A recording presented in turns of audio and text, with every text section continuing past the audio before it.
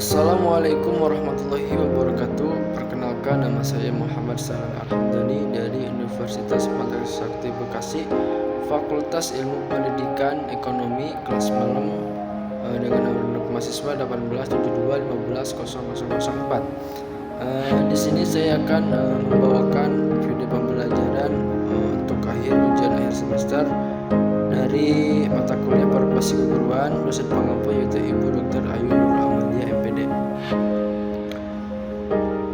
Di sini saya akan menjelaskan tentang pengertian kegiatan ekonomi produksi.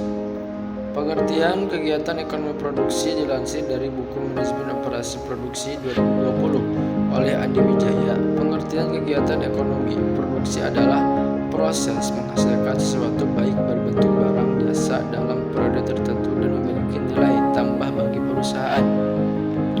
Dalam ilmu ekonomi, produksi diartikan sebagai kegiatan menghasilkan barang maupun jasa atau kegiatan menambah nilai guna suatu barang. Selanjutnya yaitu ada faktor kegiatan ekonomi produksi. Apa aja sih faktor kegiatan ekonomi produksi tersebut?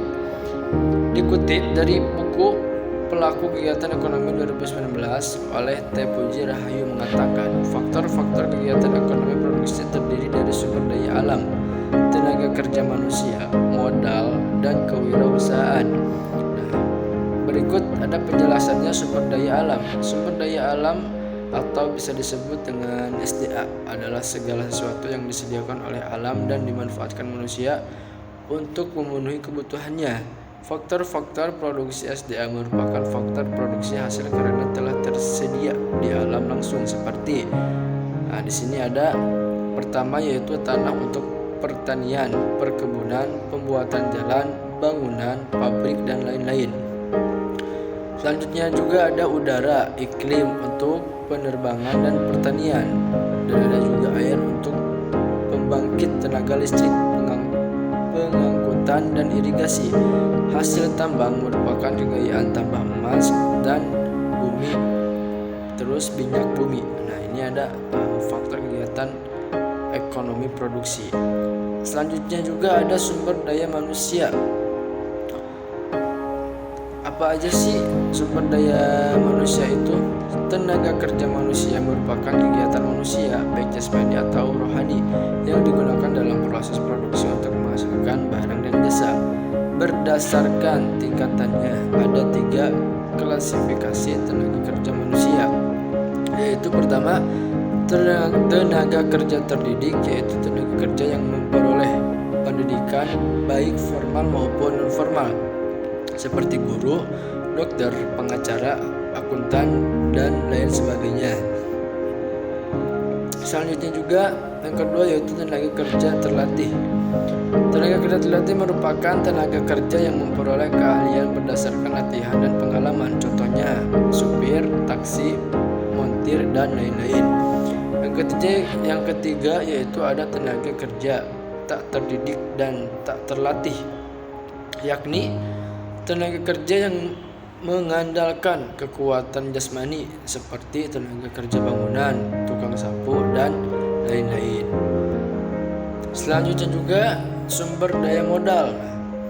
Sumber daya modal menjadi pokok awal untuk berdagang. Modal adalah barang atau hasil produksi yang digunakan untuk menghasilkan produksi lebih lanjut. Dalam proses produksi, modal dibedakan menjadi pertama, kegunaan dalam proses produksi seperti modal sendiri dan modal asing. Pembagian modal atau dasar bentuk seperti modal konkret dan modal abstrak.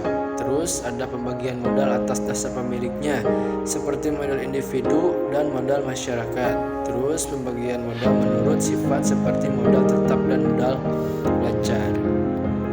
Selanjutnya di sini yang terakhir yaitu ada kewirausahaan. Kewirausahaan atau pengusaha berperan mengatur dan mengkombinasi faktor produksi dalam rangka meningkatkan kegunaan barang atau jasa secara efektif dan efisien, sehingga pengusaha harus memiliki kemampuan perencanaan, organisasi, mengarahkan, dan mengendalikan usaha. Nah, di sini juga ada tujuan ekonomi produksi. Tujuan ekonomi beberapa tujuan kegiatan ekonomi produksi, yaitu pertama, yang ke-1 yaitu menghasilkan barang atau jasa. Yang kedua, meningkatkan nilai guna barang atau jasa, meningkatkan keuntungan, memperoleh lapangan usaha, menjaga keseimbangan usaha perusahaan, dan meningkatkan kemakmuran masyarakat. Nah, ini materi yang terakhir. Mohon maaf apabila ada kesalahan. Kurang lebihnya mohon maaf. Wassalamualaikum warahmatullahi wabarakatuh.